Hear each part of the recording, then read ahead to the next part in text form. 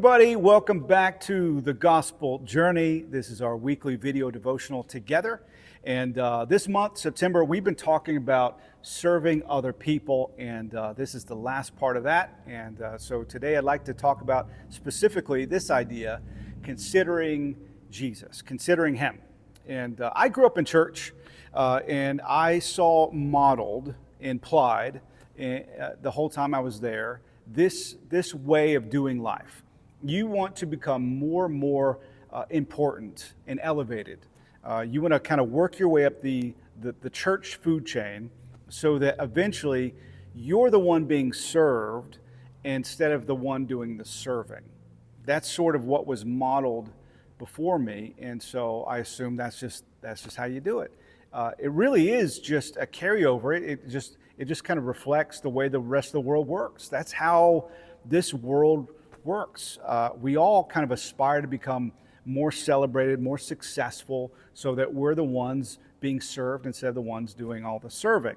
I think it's probably a good idea to consider Jesus, His priorities, His perspective, as opposed to just mimicking and perpetuating what we see happening in the world around us. I think it's a better idea to consider Him.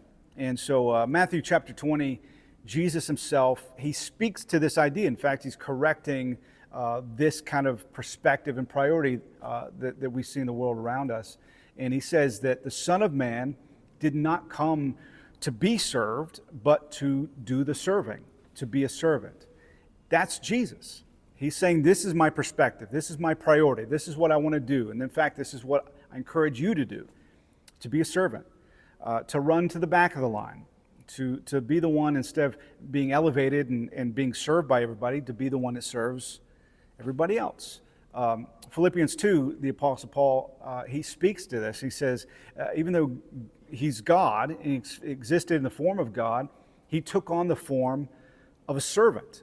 And to the point of emptying himself out for us. He was emptied out for us to the point of death on the cross. That's what I'm encouraging you to do, is His position. I'm encouraging you to empty yourselves out, to be servants, to take on that form of being a servant. Now, it's easy to get swept up in the way the world works.